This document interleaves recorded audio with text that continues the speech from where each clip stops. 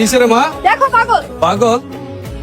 কি রে বাবা, তুমি কে? কোথেকে আইলা? আর আমার বাড়ির সামনে এভাবে বসে আছো কেন? এইটা আপনার বাড়ি? হ্যাঁ, এই বাড়ি তো আমরা কিনা নিছি। এইটা আপনার বাড়ি না, এইটা তো আমারও বাড়ি। এই বাড়িতে আমার বাপ, আমার মা, ওনারা থাকতো। আমার বাপ মা কই? তুমি কি কও না বাজান? আর এই বাড়ি তো আমরা কিনা নিছি। আর তোমার বাবা মা কই আছে, কোথায় গেছে, এটা তো আর আমরা জানি না। এই বাড়ি কিনা নিছেন?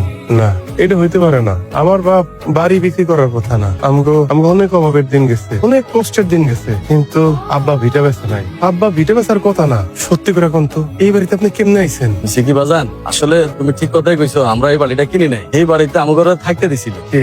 ওই যে মুখলেস সাহেব আছে না, ওই মুখলেস সাহেব আমাদের এই বাড়িতে থাকতে দিছিল। যখন আমরা এই বাড়িতে আইছিলাম তখন আমরা কাউকে পাই নাই, এর লাগে আমরা কাউকে চিনিও না। মুখলেস আপনার বাড়িতে মাঝে মধ্যে আসে, তাই না?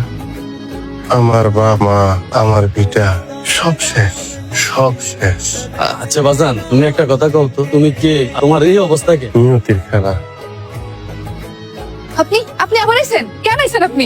আমার তো যাওয়ার কোনো জায়গা নাই মিতা। আপনি কেন বুঝতেছেন না?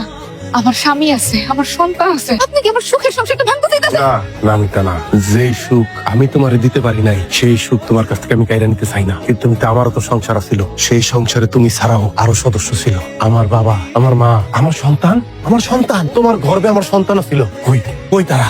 মিতা, তারা কই? আমি জানি না আপনার বাবা মা আপনার সন্তান কই আছে। না, পাগলের বাচ্চা পাগল। এই আমার বাড়িতে তোর কি সম্পর্ক? আমার বাড়িতে তোর কি সম্পর্ক? বারবার বাড়িতে কেন আসছিস? আপনি তারে মাইলেন না, আল্লাহ দোহাই লাগে আপনি তারে মাইলেন না। কি করে কও, তোর কি লাগে? আমার সন্তান নিঝুমের বাপ সে।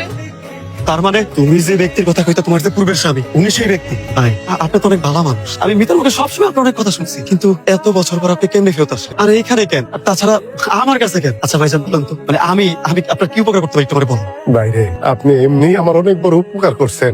যেই মানুষটারে আমি কথা দিছিলাম সুখে রাখুন, আমি আমার কথা রাখতে পারি নাই, কিন্তু আপনি তার পাশে ছায়া হয়ে দাঁড়াইছেন। মাথার উপরে চাল দিছেন, একটা সুখের সংসার দিছেন। তারে কোনোদিন কষ্ট দিয়েন না। মেয়েটা খুব ভালো মানুষ, তারে দেখা রাখেন। আপনি আমার ভুল বুঝেন না, আসলে এখানে আমার কোনো দোষ ছিল না। আমরা কই কি আমাকে ছেলের ফিরে আসার আর মনে হয় কোনো সম্ভাবনা নাই। আশা আমরা ছেড়ে দিছি, আমার ছেলের বোধহয় মাটি এটাও দিতে পারলাম না আমরা। কিন্তু তোমার তো সারাটা জীবন পড়ে আছে গো মা। মা গো, তোমার বাপ মায়ের খুশি তোমার আবার বিয়ে দিব, এটা কথাটা ঠিক হয়েছে। তোমার তো সারাটা জীবন পড়ে আছে মা, তুমি তাকে কথায় রাজি হয়ে অন্য কোনো জায়গায় সংসার করো। আমার কারো প্রতি কোনো অভিযোগ নেই, কিন্তু অনেক আশা নিয়ে আসছিলাম যে পরিবারের সদস্যগুলির কাছে পাবো। আর বাকি খবর তো জানি না। তুমি সত্যিই জানো না কোথায় আমার বাপ মা, কোথায় আমার কলিজার টুকরা, আমার সন্তান।